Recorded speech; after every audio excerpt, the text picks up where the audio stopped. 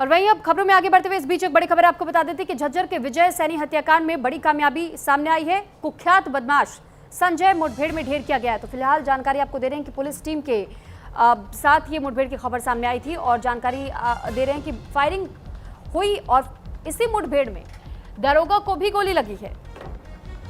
तो ये बड़ा अपडेट इस वक्त हरियाणा के झज्जर इलाके से सामने आया है। झज्जर के गांव दुजाना के विजय सैनी हत्याकांड में पुलिस को बड़ी कामयाबी हाथ लगी है। पुलिस ने रणखंडा करोढ़ा क्षेत्र के खेतों में मुठभेड़ में कुख्यात बदमाश संजय को ढेर कर दिया गया।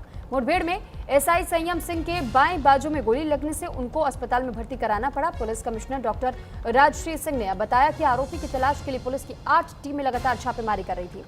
गुप्त सूचना के आधार पर सीआईए झज्जर और स्पेशल स्टाफ की टीम रणखंडा कड़ौधा क्षेत्र में पहुंची, जहां पर पुलिस का सामना संजय से हो गया। पुलिस को देखते ही बदमाश ने अंधाधुंध फायरिंग शुरू कर दी, जिसके बाद से आत्मरक्षा में पुलिस ने जवाबी कार्रवाई को अंजाम दिया और इस दौरान संजय को 3 गोलियां लगी और उसकी मौत हो गई।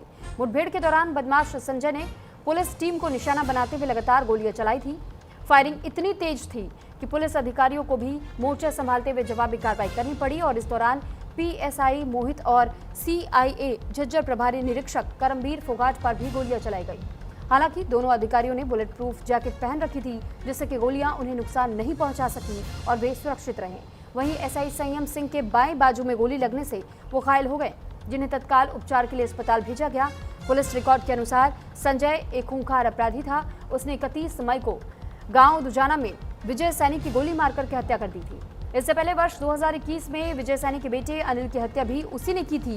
इतना ही नहीं, इसी वर्ष 2 मार्च को उसने अपनी पत्नी की भी हत्या कर दी थी। इन वारदातों के बाद से वो लगातार फरार चल रहा था। गौरतलब है कि विजय सैनी हत्याकांड में ये 6 दिनों के भीतर दूसरा एनकाउंटर है।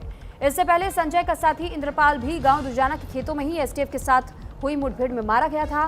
पुलिस पूरे मामले की गहनता से जांच कर रही है और हत्याकांड से जुड़े हुए अन्य आरोपियों की भी तलाश लगातार की जा रही है।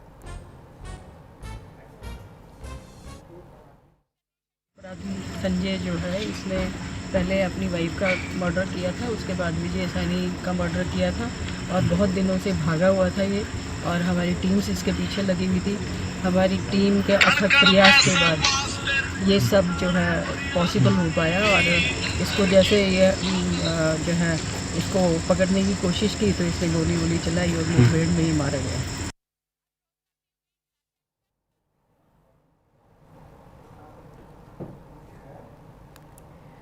तो फिलहाल मुठभेड़ के दौरान में दरोगा को भी गोली लगी थी। हालांकि घायल दरोगा को नजदीकी अस्पताल में भेज दिया गया है, लेकिन साथ ही जानकारी आपको दे दें कि विजय सैनी हत्याकांड से जुड़ा ये पूरा मामला था, जिसमें कि इस आरोपी की तलाश लगातार लंबे समय से पुलिस को थी और अब कुख्यात बदमाश संजय को मुठभेड़ में ढेर कर दिया गया है। बताया गया कि मुठभेड़ के दौरान उसे 3 गोलियां मारी गई है। झज्जर के विजय सैनी हत्याकांड में बड़ी कामयाबी पुलिस को मिली है। कुख्यात बदमाश संजय मुठभेड़ में ढेर किया गया।